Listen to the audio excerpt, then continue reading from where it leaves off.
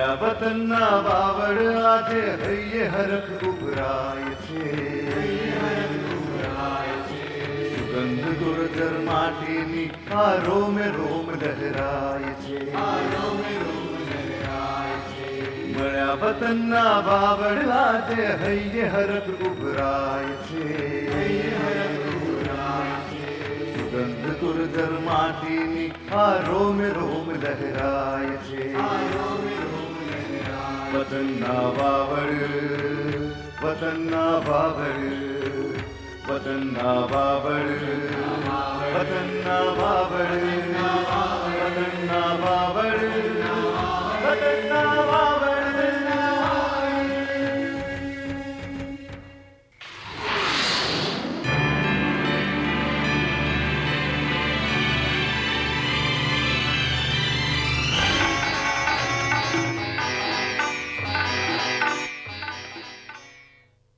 નમસ્તે નમસ્તે નમસ્તે અને સોરી સોરી સોરી.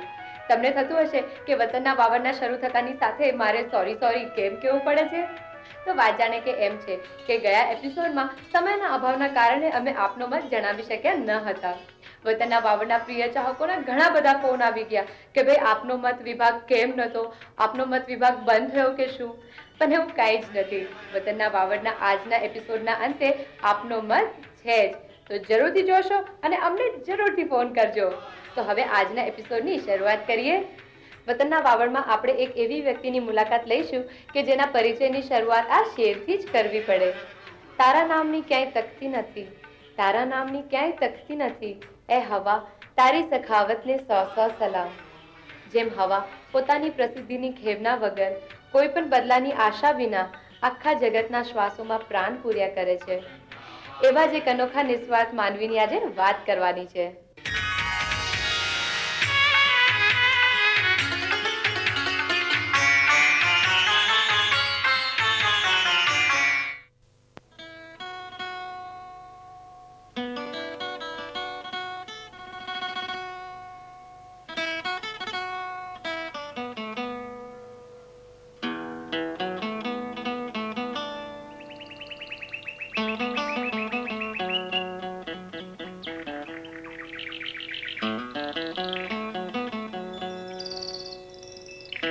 રોજના હજારો ભૂખ્યા જીવોને તૃપ્તિનો ઓડકાર અપાવતી એવી સંસ્થાનું કંઈક નામ તો હોવું જોઈએ ને. તકતી કહો તો તકતી અને નામ કહો તો નામ. એ હિસાબે આ સંસ્થાનું નામ રામરોટી આશ્રમ છે.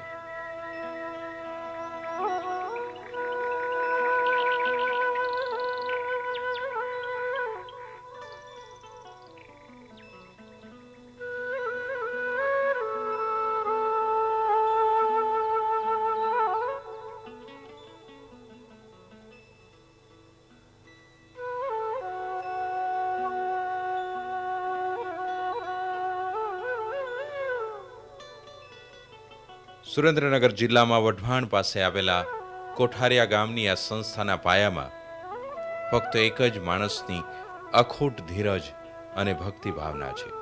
એમનું નામ છે વજા ભગત. વજા ભગત દેખાવે ને બોલવે ચાલવે સાવ સીધા સાદા સામાન્ય માણસ છે, પણ એમના કાર્યો આજે એક મહાનતાની ઊંચાઈએ પહોંચ્યા છે. જાતિના પોતે રબારી છે. બહુ જ સામાન્ય કુટુંબમાં એમનો ઉછેર થયો છે, પરંતુ એ સેવાના રંગે રંગાયેલો જીવ બચપણથી જ એને સેવાનો, જેને કહેવાય કે એના રગે રગની અંદર સેવા વ્યાપી ગઈ અને બચપણથી જ સાધુઓની, સંતોની, ભૂખાજનોની સેવા કરવી એ એનું જીવન. પોતે મજૂરીએ જાય અને મજૂરીની જતી વખતે પોતાનું જે હારે ભાતું ટિફિન લઈ ગયા હોય એ પણ સામે જો કોઈ ભૂખો માણસ મળે, અરે કોઈ કૂતરું પણ જો સામું મળે તો એ માણસ એને એ ખવડાવી દે. આવી જેની નિષ્ઠા. એ મજૂરીના પૈસા આવે એમાંથી કિલો 2 કિલો લોટ લાવી અને એના હાથે રોટલા ઘડી અને એ વજા ભગત ગરીબ માણસોને ખવડાવે. એમ કરતાં કરતાં એ રોટી કિલો, 2 કિલો, 20 કિલો, મણ, 2 મણ, 5 મણ, 10 મણ અને આજે એ 22 મણના રોટલા રોજ ઘડાવી અને છેલ્લા 25 વર્ષથી ભૂખ્યા ભાંડુઓને, ભૂખ્યા શ્વાનને, દરેકને માટે આજે એક સેવાનો આલેખ જગાવીને માણસ બેઠો છે. રામરોટી આશ્રમની સાથે સાથે અહીં એક ગૌશાળા પણ ચાલે છે, જેમાં લગભગ 500 જેટલી ગાયો છે. ગાયોને માટે ઘાસ અને પાણી તો ખરા જ, પરંતુ એમના આરોગ્ય માટે પણ અહીં પૂરેપૂરી સુવિધાઓ છે. એ 500 ગાયોનું દૂધ રોજે દોઈ અને સીધું હોસ્પિટલોની અંદર દર્દીઓને વિના મૂલ્યે, આશ્રમની અંદર, બાળાશ્રમની અંદર, વૃદ્ધાશ્રમની અંદર, બહેનોની સંસ્થાઓ ચાલે છે, વિદ્યાલયમાં, બધી જ જગ્યાએ આશ્રમનું દૂધ રોજ સવાર અને સાંજ 2 સમય લોકોને વિના મૂલ્યે ત્યાં પહોંચાડે છે. અને એટલું જ નહીં, પણ આખા કોઠારિયા ગામને રોજ લગભગ 4000 માણસોને થાય એટલી છાશ આશ્રમ તરફથી, રામરોટી આશ્રમ તરફથી આપવામાં આવે છે.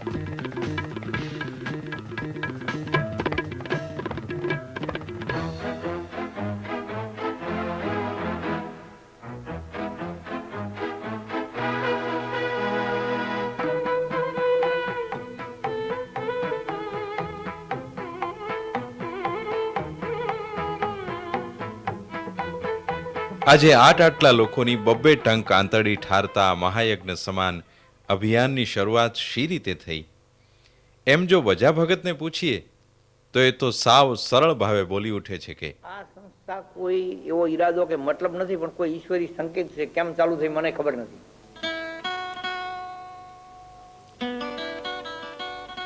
રામરોટી આશ્રમમાં કંઈ કેટલા સાધુ બાવાઓ પણ આવી પહોંચતા હોય. કોઈ ખરેખર ભૂખ્યું હોય તો કોઈ આળસુ પણ હોય. વજા ભગત આ બંનેનો ફરક જાણે છે ખરા એવું પૂછું તો એમણે એમની હળવી શૈલીમાં બહુ સાચો જવાબ આપ્યો. આ ઘણા આવે, બગલા આવે, હંસ આવે, સાધુ ફકીર આવે, માન વિભૂતિઓ આવે. પણ સાચા સાધુની પરખ કઈ રીતે કરવી? તો ખબર પડે, હંસના પગલા પડે તો ખબર પડી જાય કે આ બગલો આવ્યો, હંસ આવ્યો. આ સંસ્થાને કોઈ પણ પ્રકારની ફિક્સ ડિપોઝિટ નથી કે કોઈ પણ પ્રકારની જેને કહેવાય કે નિશ્ચિત આવક કહેવાય એવું કાંઈ જ નથી. કેવળ રામ ભરોસે જેને કહેવાય એવું ઈશ્વરના આધારે, ઈશ્વરના ભરોસે જ આ સંસ્થા ચાલી રહી છે. અત્યાર સુધી તો બધું બરાબર ચાલ્યું, પણ ભવિષ્યના આયોજન વિશે પૂછું તો ભગતના જવાબમાં એ જ સાદગી અને છતાં જીવનની છેક પાયાની ફિલસૂફીના દર્શન આપણને થાય છે. આયોજન ઉપરવાળાના હાથમાં. ના એ આપણે કઈ કરી શકીએ નહીં ને, આપણી શક્તિ બહારની વાત. એ આપણે નક્કી કરીને એને મોકલો, પછી એને વાયલું નક્કી કરવાનું એના હાથની વાત. આપણું કર્યું કઈ ચાલે ને, એટલે આપણે કઈ વિચાર માનતા નથી કે કાલ શું બનશે કઈ ખબર નથી. કર્મ એવું નિષ્કામ કર્મ કરવું જોઈએ કે કઈ અભિલા એની પાસે આશા જ નહીં રાખવાની. હું આ કર્મ કરું છું, મને આનું ફળ કાલ આવું મળશે એવું નહીં. અને આપણે જે જગ્યાએ જવું છે એ આપણી ઈચ્છા નથી કામ કરતી, એ પરમાત્માની જેવી કૃપા હોય ને એની એવી ઈચ્છા પડે એ આપણે મૂકી દે. જેને નિષ્કામ કર્મ એક સમજાવું કે એક આંબો વાવી છે તો આપણને ખબર છે કે આ કેરી દેવાનો, અહીંયા કાંટો નથી આવવાનો છે. તો જે સેવા કર્મ છે, તપસ્યા છે, પ્રભુબંધન છે, એને એ આપણે ન માગીએ, વગર માગીએ મળે ને એ બહુ સારું મળે. અને માગીને મળે ને એ બધું એની પાસે લઈ લીધું કહેવાય, એટલે કંઈ પણ મગાય નહીં. તો કચ્છમાં જ્યારે દુષ્કાળ પડેલો અને કચ્છની ગાયો જ્યારે અહીંથી સુરેન્દ્રનગર બાજુ અને વઢવાણ થઈ, કોઠારિયા થઈ અને ગુજરાત બાજુ જ્યારે જવા નીકળી, ત્યારે ભગતજીએ એ ગાયોને જ્યારે જોઈ ત્યારે એના પેટ સુકાઈ ગયા હતા. તો ભગતજીએ કીધું કે મારા ગામને આંગણેથી હું કોઈ ભૂખી માણસને તો નથી જવા દેતો, પણ ગાયોને પણ ભૂખે નહીં જવા દઉં. એટલે એમણે ગાયને નિરણ શરૂ કરી કે ભાઈ અહીંયા વિશ્રામ લઈ અને ગાયો આગળ જાય. પણ ભગતજીની સેવાથી ગાયો એટલી બધી તૃપ્ત થવા માંડી અને ગાયોવાળાને પણ એમ થયું કે જો આવી સેવા થતી હોય તો અમારે શા માટે અહીંથી આગળ જવું જોઈએ. તો 100, 200, 500 એમ કરતાં કરતાં 11,000 ગાયોએ કોઠારિયા વજા ભગતના રામરોટી આશ્રમના નેજા નીચળ આશ્રય લીધો. અને 1 વર્ષ સુધી એ ગાયોને ભગતજીએ ખૂબ જ સારી રીતે સાચવું, ખવડાવ્યું, પીવડાવ્યું. અને એટલું જ નહીં, પણ જ્યારે વરસાદ સારો થયો પછી એ ગાયોને પાછી જ્યારે જતી ત્યારે ભગતજીને એમ થયું કે કચ્છ સુધી જતા તો રસ્તામાં એને કોણ ખવડાવશે, તો અહીંથી પણ સાથે ટ્રકો મોકલી કે જ્યાં જ્યાં ગાયો રાતવાસો કરે ત્યાં એને નિરણ થાય, અને એમ કરતા છે કચ્છના ઝાંપા સુધી ગાયોને ભગતજી મૂકી આવ્યા હતા. એ 11,000 ગાયોને સાચવવા માટેનું જે ખર્ચ થયેલું એ 98 લાખ રૂપિયાનું દેણું વજા ભગતે પોતાના માથે કરેલું. અને એ વખતે એક જૈન મુનિ જે સમગ્ર ભારત વર્ષની અંદર જેમનું નામ છે એવા ચંદ્રશેખરજી મહારાજ જ્યારે કોઠારિયાના પાદરેથી નીકળ્યા અને એમણે આ ગૌ સેવા જોઈ ભગતજીની અને પૂછ્યું કે આ બધું કેવી રીતે ચાલે છે, ત્યારે ભગતજીની આંખમાં આંસુ આવી ગયા કે મહારાજ શ્રી, મારી પાસે કંઈ જ નથી, એક ઈશ્વરના ભરોસે મેં આ એક સાહસ કર્યું છે અને આજે મારી ઉપર 98 લાખ રૂપિયાનું દેણું થઈ ગયું છે. ત્યારે ચંદ્રશેખર મહારાજજીએ સુરેન્દ્રનગર પહોંચી અને એમના પ્રવચનની અંદર કીધું કે ભાઈ, જૈનો કોઈ જન્મતા નથી, જેના હૃદયમાં કરુણા ભાવ હોય, પ્રાણીઓ માટે જેની સદભાવના હોય, એવો કોઈ પણ કોમની અંદર જન્મેલો કોઈ પણ માણસ હોય તો એ સાચો જૈન છે. અને એવો સાચો જૈન જો તમારે જોવો હોય તો કોઠારિયા ગામની અંદર વજાભાઈ રબારી એ સાચો ભક્ત છે, એ સાચો જૈન છે. તો હું આ ક્ષણે દરેક જૈન ભાઈઓને અપીલ કરું છું અને અહીંની સંકટ નિવારણ સમિતિને પણ વિનંતી કરું છું કે આ વજા ભગતની સાથે બધા રહેજો, એને હૂંફ આપજો અને શક્ય હોય એટલેનું કષ્ટ કાપજો. તો મિત્રો, એ વખતે જૈન સમાજ અને પછી તો ગુજરાત સરકારે પણ ભગતજીની સેવાની નોંધ લઈ અને એ 98 લાખ રૂપિયાનું દેણું એ ભરપાઈ થઈ ગયું. ત્યારે વજા ભગતને સાક્ષાત ઈશ્વરના દર્શન થઈ ગયા અને ભગવાન એમ કહે છે કે ઈશ્વર પોતે મારી પાસે નથી આવતો, પણ ગમે એના માધ્યમથી, ગમે તેના દ્વારા એ મને મદદ કરાવે છે. ક્યારેક આપણને પ્રશ્ન થાય કે ભૂખ્યાઓને રોટલા પહોંચાડ્યા કરવાથી એ બધા આળસુ ન થઈ જાય? શું એમના માટે કોઈ રોજગારીની યોજના ન બનાવવી જોઈએ? પણ વજા ભગતના વિચારો આ બાબતમાં બહુ સ્પષ્ટ છે. પણ ફેક્ટરી ક્યાંથી કરવી? તો પછી રોટલા ચલાવવા કે ફેક્ટરી ચલાવવા જવું? તો પછી મન શેતાન થઈ જાય, ધંધામાં કમાવાની વર્તી થઈ જાય. તો કોઈને પૈસાનો કવો ન કાઢવો જોઈએ, મજૂરી ન કરી ભૂખ્યો પાછો કાઢવી ને, એટલે એ અમારા માટે શોભે નહીં. આ તો ધર્મની પેઢી છે. ફગદંડ આવે, નાગો લૂચો આવે, સજ્જન આવે, સંત આવે, ફકીર આવે, બધા આવે. આની માલિકા બધા સમાય. આપણે સમાન દ્રષ્ટિથી એની સેવા કરી શકવાની. તારે કીધું છે ને કે કીડીના કણને હાથીને મન દેવા વાળો કોઈક ઉપર બેઠો છે. હું તો એની ડ્યુટી બજાવું, નોકરી કરું, હું એનો ગુલામ છું, ચાકર છું. એટલે આ મિલકત મારા બાપની નથી. હું આવ્યો ત્યારે ખુલ્લા હાથે આવ્યો છું અને જઈશ ત્યારે શરીર પણ છોડી દઈશ. એમાં મારું શું? માણસ કોઈ પૈસા આપે છે ને દાનમાં પોટ લખાવે છે એ પાપ છે, એ ધનનો માલિક થયો છે. આપણું કંઈ છે જ નહીં. સપનામાં હું તો એવો વિચાર પડ્યો કે હું તારો એક ચાકર છું, તારો સર્વિસ કરું, તારામાં નોકરી, તું મારું બધું ખર્ચ જિંદગી ભરતનું આપે એટલે હું નોકરી કરું છું. એમાં મારી કોઈ ઈષ્ટકામત છે જ નહીં. માનવ ધર્મ જ્યાં કોઈ પણ જ્ઞાતિના ભેદભાવ વિના સેવા થતી હોય તો એ આજે વજા ભગતના રામરોટી આશ્રમમાં આપણને જોવા મળે છે. કોઈ જગ્યાએ કોઈ મંદિર નથી, કોઈ ભગવાનનો ફોટો નથી, કોઈ પૈસા ઉઘરાવવાની કોઈ સ્કીમ નથી કે ભાઈ તમે અહીંયા આરતીના આટલા દેવા પડશે, તમારે પ્રસાદ માટે આટલા દેવા પડશે. આવી કોઈ જ સ્કીમ કે કાંઈ જ નથી એમ. જેનો કેવળ માનવ ધર્મ જેનો છે, ક્યાંથી લાવવું એ વાત નથી, ક્યાં આપવું એ જ એમની પાસે વાત છે. આપ ફરી જન્મ લેવા માંગો છો કે કેમ? ના, એ કઈ ઈચ્છા જ નથી ને. ઘડી પલમાં શું મળશે કઈ ખબર નથી, અને આપણે કઈ ઈચ્છતા નથી. આપણે એની પાસે કઈ અભિલાષા રાખતા નથી. મુક્તિની ઈચ્છા ખરી? મુક્તિ નથી જોતી ને વૈકુંઠે નથી જોતું કે ફેર જલમાનો નથી જોતું. ઈ જામ એક અહીંયા જવાનું.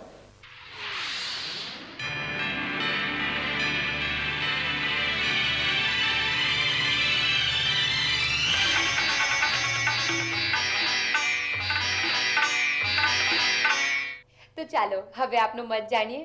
ગયા અંકમાં અમે આપને સવાલ પૂછ્યો હતો કે આપણા લોકોનો બદલાઈ રહેલો વાનગીઓનો ટેસ્ટ એ સારી વાત છે? તેના જવાબમાં અમને ઘણા બધા ફોન આવ્યા, જેમાંથી ફક્ત 13% લોકોએ હામાં જવાબ આપ્યો, જ્યારે કે 87% લોકોએ નામાં જવાબ આપ્યો. એનો મતલબ એમ કે વધારે લોકોનું એવું માનવું છે કે આપણા લોકોનો બદલાઈ રહેલો વાનગીઓનો ટેસ્ટ એ સારી વાત નથી અને અમને જાણીને ખૂબ જ આનંદ થાય છે કે વિદેશી વાનગીઓ સામે આપણી ભારતીય વાનગીઓ ખૂબ જ ચડિયાતી છે. તો હવે આજના સવાલ વિશે વાત કરીશું. ડિસેમ્બર એટલે વિદેશમાં વસતા ભારતીયો માટે લગ્નસરાની મોસમ. આ સમય દરમિયાન અનેક યુવાનો વિદેશથી આવીને માત્ર 2 કે 3 સપ્તાહમાં પોતાના જીવનસાથીની પસંદગી કરી લેતા હોય છે.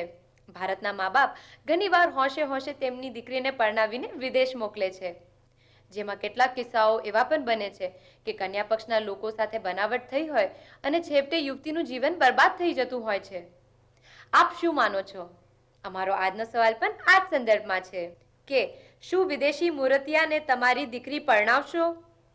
આપના જવાબ ફક્ત હા કે નામાં શનિવાર સુધીમાં આ ફોન નંબર 64611113 6461113 પર જણાવશો. વતનના વાવરનો આ અંક અહીં સમાપ્ત થાય છે. ફરી મળીશું આવતા અંકમાં. આવજો.